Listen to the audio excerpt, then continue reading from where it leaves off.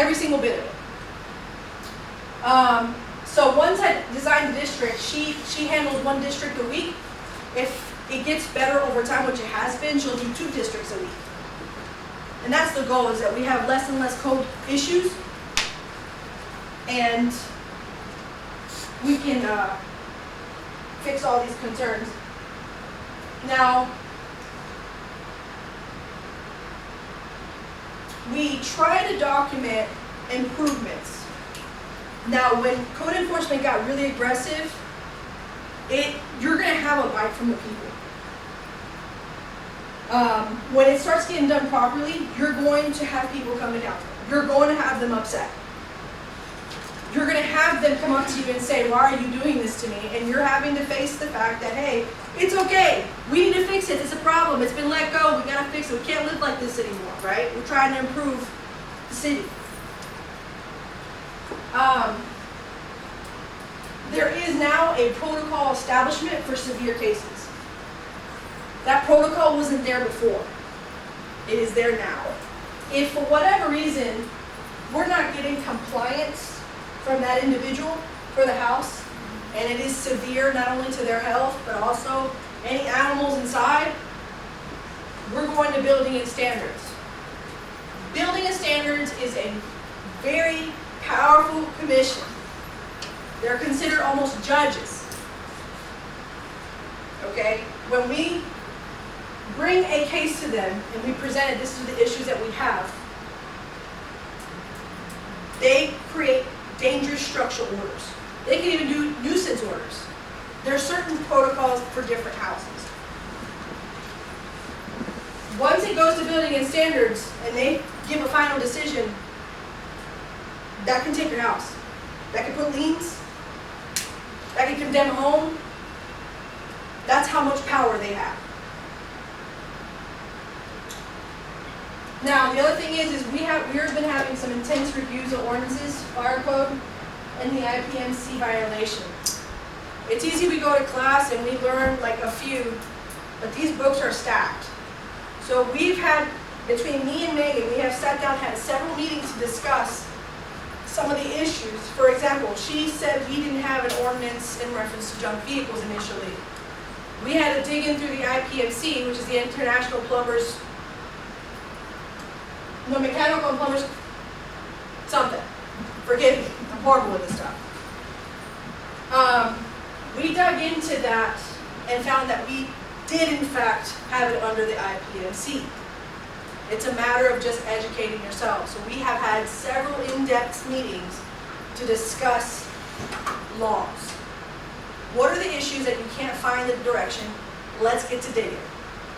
And we found the city of Kirby has it. Notification upgrades. I'm not doing those stickers anymore, and I'm not spending no more money on those stickers. They're driving everybody crazy. We are sending mail notifications now. They're not citations. It's just letting you know we have noted a warning and we're giving you a timeline to fix it. That's it. That I've received more good attaboys for sending them through the mail than those stickers. They really didn't like those stickers. We are tracking our cases better. The last, I guess, a council meeting, we did talk about, one of the council meetings I talked about Bravo or the importance of code.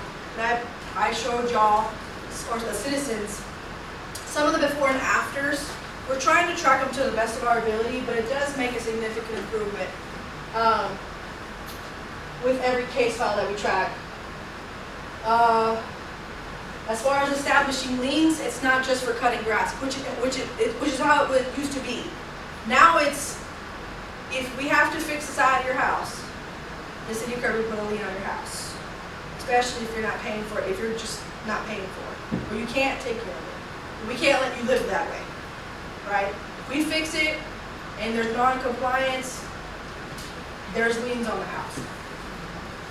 Anybody know, everyone knows what a lien is, right? Okay. And of course, Bravo. That was created so that we can sit down with not only, it's not just built, it's built by law enforcement, animal control. We have the building official, which is considered by our ordinances to be Armando, the director. We have the city manager, or not the city manager, the attorneys who are involved in that, and we sit down and discuss houses. We talk about these houses, and we find a plan of action to take on the house. But there's, I want to get into more than that, but there's a few things that'll get me into it here shortly. Code enforcement, 2021, 453 a year. In 2021, 1292.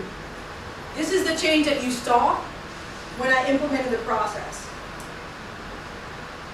In 2022, we went to 1528 per year. These are the violations, and we're halfway through the year, 788. Any questions on the stats? No? This is code enforcement in 2022. This is what it looks like. And I don't know if I explained it to you before, but if you see big numbers, it's because we were there more than once. Or it's because I need, if you want to see it exactly in which houses and which one was like over here 42, you'd have to zoom in completely. But I didn't want to provide private homes, right? We've touched almost every street, if not all streets in the city. And we're still not done.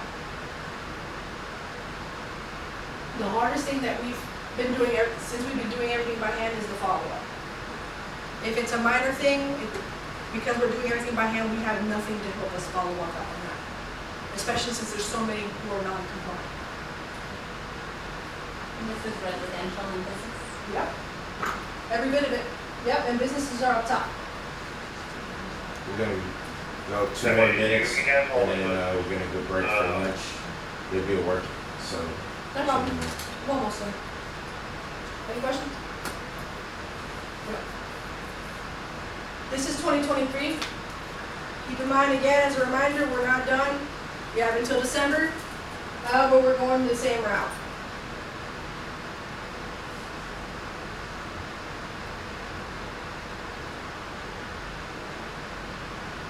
So for the goals of code enforcement,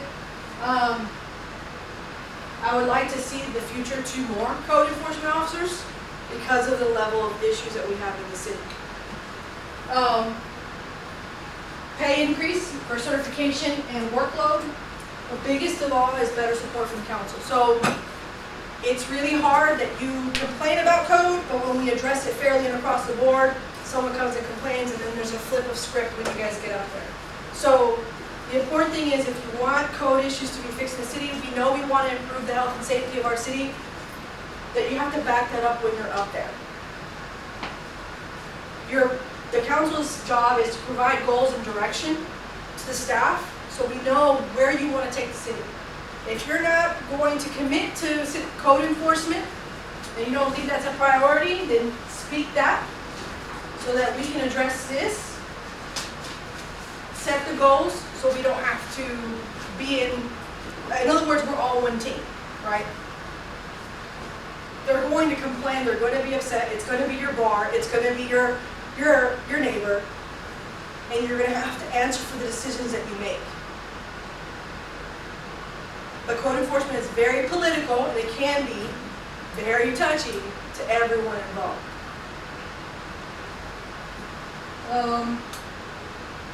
We have to start looking at our ordinances. Our repeat violations, there's no real ordinance that discusses if we give you a violation and you do it again and again and again and again, there's no violation for repeat offending.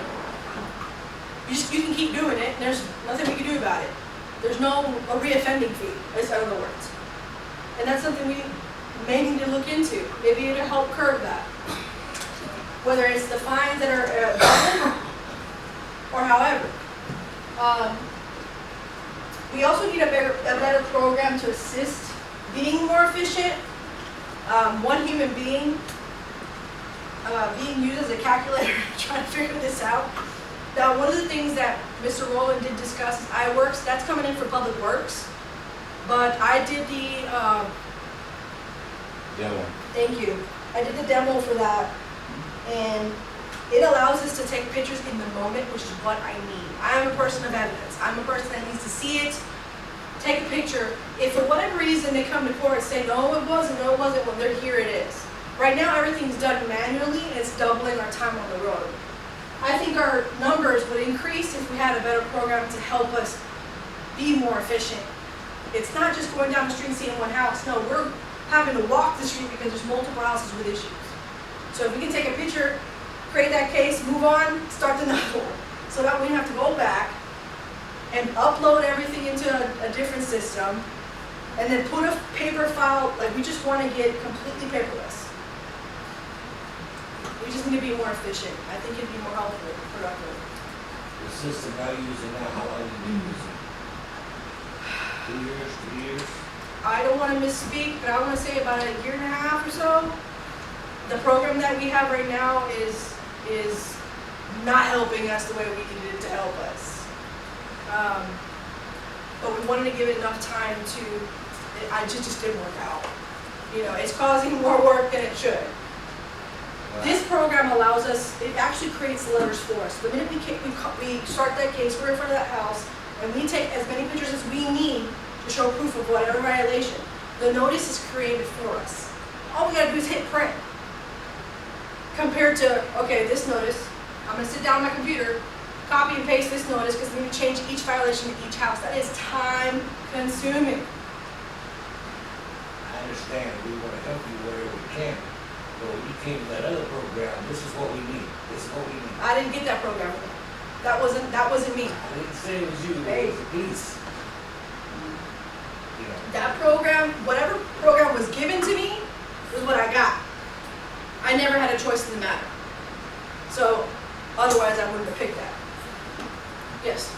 Dr. Miller, what was I know we had a discussion about the iWorks and the code enforcement, but there was a reason why we were holding off on bringing that before council. What was the reason, just to make? We just wanted to finalize Public Works first. That was the main reason. And then there were two reasons. One, first was we wanted to roll out Public Works because there's a rollout period. These things just don't happen. So you take data from your one program, you put